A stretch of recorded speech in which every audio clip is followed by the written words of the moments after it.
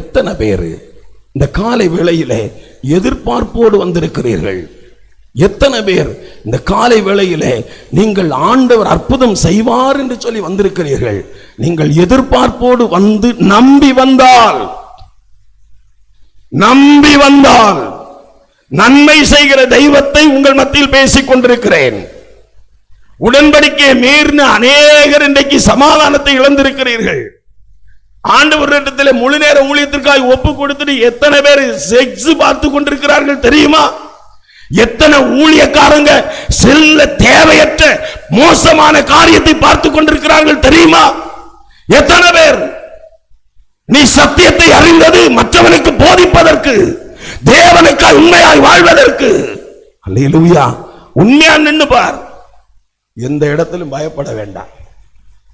ஆண்டவருக்காய் நின்று பாருங்க. ஆண்டவருக்காக நின்று பாருங்க. அவர் பெரிய காரியங்களை செய்வார். அவர் பெரிய பயங்கரமான காரியம் எனக்கு செஞ்சிருக்கிறார். அதனாலதான் நான் தைரியமா பேசிட்டு இருக்கிறேன். எனக்கு செஞ்சிருக்கிறார்.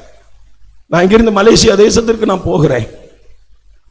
என்னை அப்படி 2 வாகனத்தில் கொண்டு என்னை திருவனந்தபுரம் ஏர்போர்ட்ல விட்டாங்க. ஒரு நடந்த சம்பவம், என் வாழ்க்கையில் நடந்த சம்பவம். நடுவானத்தில் ஏரோப்ளேன் போய் கொண்டிருக்கிறது. மலேசியா தேசத்துல அந்த லிப்டுக்குள்ள வைத்து வடகொரியா மன்னனுடைய, இப்போது இருக்கிற இந்த கிம் ஜாங் உன்னுடைய ரொம்ப வேண்டப்பட்ட ஒருத்தரை ஒரு பெண் வந்து ஒரு கெமிக்கலை ஊதிட்டு அவ லிப்ட மூடிட்டு அவ வெளியே வந்துட்டா. எலும்பு முதல் மொத்தமா மரித்து போயிட்டா. சட்டம் அங்க மாறுகிறது. வெளிநாடு டூரிஸ்ட் யார் வந்தாலும் என்ன செய்யணும்? நீங்க அரெஸ்ட் பண்ணுங்க. தகுந்த பணம், தகுந்த ஆதாரம் இல்லைன்னு அவங்களை அரெஸ்ட் பண்ணுங்க. நான் உள்ள போன உடனே ஒரு இமிகிரேஷன் ஆபீசர் என்ன பார்த்தாங்க, கூப்பிட்டாங்க. நான் இப்படி என்னை அழைக்கிறவருடைய பேரை சொன்னேன். அப்புறமா பெல்ட்டை கலட்டுன்னு சொன்னாங்க, ஷூவை கலட்டுன்னு சொன்னாங்க. இன்னொருத்தட்ட போனேன். அங்கிருந்து நேர ஜெயிலுக்கு அனுப்புனாங்க. அல்லேலூயா. நீ உடன்படிக்கையை மீறாமல் இருந்தால், நீ பரிசுத்தமாய் மணிக்கூர் கணக்கில் உண்மையாய் ஜெபித்தால், நான் பிரசங்கித்துக் கொண்டிருக்கிற தேவன் சிறைச்சாலையிலிருந்து உன்னை விடுதலையாக்குவார். பாவமாகிய சிறைச்சாலையிலிருந்து விடுதலையாக்குவார். விபச்சாரமாகிய சிறைச்சாலையிலிருந்து விடுதலையாக்குவார். எத்தனையோ பேர் மதுமானத்திலிருந்து, எத்தனையோ பேர் கஞ்சாவிலிருந்து வெளியே வர முடியாம ஒவ்வொரு நாளும் வேதனைப்படுகிறார்கள். பிசாசு ஏதோ ஒரு சூழ்நிலையில உன்னை இன்னைக்கு கட்டி வைத்திருக்கிறதை நான் பார்க்கிறேன். இந்த சபையில இது மாத்திரமல்ல, இன்னும் சில மரணங்கள், தகாத மரணங்களை நான் பார்க்கிறேன். நடு ராத்திரி வேளையில் ஆண்டவர் சொன்னார், இந்த வார்த்தையை தான் நீ பேச வேண்டும். என் உடன்படிக்கையை மீறின, சத்தியத்தை மீறின அநேகர் இருக்கிறார்கள் என்று சொல்லி அனுப்பினார். அவருக்காக நான் வந்திருக்கிறேன். ஆண்டவர் உங்களுக்காக என்னை அனுப்பி இருக்கிறார். எனக்கு உங்களுக்கு சம்பந்தமே கிடையாது. நான் இன்றைக்கு இங்கே நிற்க வேண்டிய சம்பந்தமே கிடையாது. ஆனால் இயேசு உங்களை நேசிக்கிறார். அல்லேலூயா. யோனாவை அனுப்பி செய்ய வேண்டியதை செய்தார். நினிவே பட்டணத்தார் புத்திசாலிகள் மனம் திரும்பினார்கள். சிறைச்சாலைக்குள் போகிறேன். இங்கிலீஷ் தெரியாது, ஒன்னும் தெரியாது. 11,000 சிறை கைதிகள், பங்களாதேசத்திலிருந்து வருகிறவர்கள் நிறைய பேரை அடைச்சிட்டு இருக்காங்க. நிறைய பெண்கள். சிறைச்சாலை முழுவதும் ஏசி. என் இருதயம் மரண பயத்தினால் துக்கித்துக் கொண்டிருக்கிறது. அப்பதான் தெரியுது நமக்கு மரணம்னா என்னென்ன, மரண பயம்னா என்னென்ன அப்பதான் தெரியுது. அப்படியே சுத்திட்டு திரிகிறேன். எங்கேயாவது தமிழ் பேசுறவங்க, மலையாளம் பேசுறவங்க, இந்தி பேசுறவங்க யாராவது இருக்கிறாங்கன்னு பார்த்தா யாரையும் பார்க்க முடியல.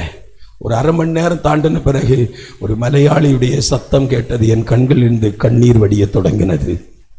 அவர்கள் அருகில் போய் உட்கார்ந்த உடனே ஒரு 50 பேருக்கு மேல எழும்பி வந்தாங்க. நீங்கள் ஃபாதர் தானே அப்படின்னு சொன்ன உடனே என்னால பதில் சொல்ல முடியல. நானும் அழுதேன். அந்த தம்பிமார் எல்லாரும் அழுதாங்க. அடுத்து தமிழ்நாட்டில் இருந்து நிறைய பேர் கைது செய்யப்பட்டு உள்ள இருக்கிறாங்க. 6 மாதம், 2 வருடம், 1 வருடம் நிறைய பேர் சிறைச்சாலைக்குள் இருக்கிறார்கள். பிரியமான தேவனுடைய பிள்ளைகளே, நான் வெளியே வருவேன் என்று எனக்கு தெரியவே தெரியாது. சில மணி நேரம் கழித்ததும் அந்த சிறைச்சாலைக்குள் ஒரு தொலைபேசி என்னை தேடி வந்தது. அப்பதான் அவர் கூப்பிட்டு சொன்னார், சாரி பாஸ்டர், உங்களை மலேசியாக்குள்ள வர முடியாது, ஆனா இந்தியா இப்போது அனுப்பி வைக்கிறோம். ஆண்டவர் என்ன சிறைச்சாலைக்கு எதுக்கு அனுப்பினார் தெரியுமா?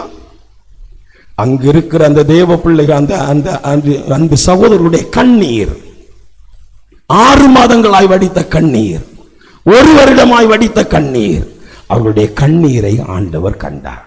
அல்லேலூயா. பாவத்திலிருந்து விடுதலை ஆக்கப்பட முடியவில்லையோ, சமாதானத்தை இழந்து சமாதானத்திற்காய் ஆசையாய் வந்திருக்கிறீர்களோ, இயேசு கிறிஸ்து இன்றைக்கு உங்களை விடுதலையாக்குவார். நான் அங்க போனேன்.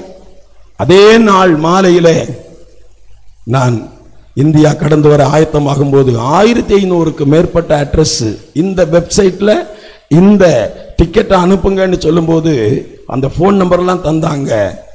நான் வீட்டுக்கு வரும்போது 1,70,70,000 ரூபாய்க்கு மேல எனக்கு அந்த சிறைச்சாலையில் இருந்து அங்க உள்ள இருந்த ஜனங்க கொடுத்தாங்க. அல்லேலூயா, அல்லேலூயா. ஆண்டவர் ஒரு ஊழியக்காரனை ஒரு இடத்திற்கு அனுப்புகிறார் என்று சொன்னால் ஒரு நோக்கம் உண்டு.